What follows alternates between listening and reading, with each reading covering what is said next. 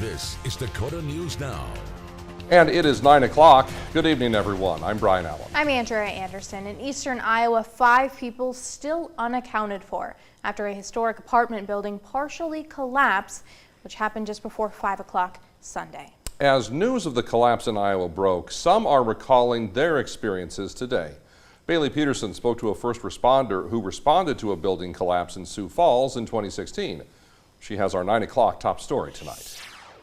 Emergency manager for the city of Sioux Falls, Regan Smith, says the city has set protocol they would follow if a building were to collapse. Smith says it requires a high level of training. Sioux Falls Fire Rescue does have an urban rescue team, and that includes structural collapse, confined space, trench rescue, and then high angle rescue also. He says teamwork is also vital. We do work with South Dakota Task Force 1, and we train with that group year-round, and that includes Watertown, Aberdeen, and Rapid City. So they would supplement, and we work together across South Dakota. Battalion Chief Michael Murphy has worked with Sioux Falls Fire Rescue for 17 years and was a first responder in the last major building collapse in Sioux Falls in 2016. He says the recent collapse in Davenport, Iowa, has caused him to reflect on the incident. Especially with it being fairly close to home in Iowa there, certainly kind of draws your attention.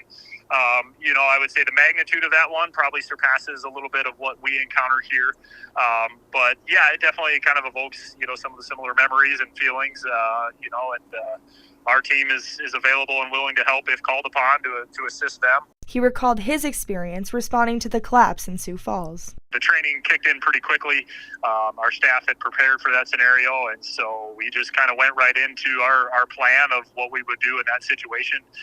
We're able to enact that plan. Murphy noting how important both teamwork and training are in responding. In Sioux Falls, we have roughly 50 of our personnel that have been trained in structural collapse responses, so we do have a pretty robust team that's capable to respond to that. Murphy says he will be keeping the first responders and victims in the Iowa building collapse in his thoughts and is ready to respond if called upon. In Sioux Falls, Bailey Peterson, Dakota News Now.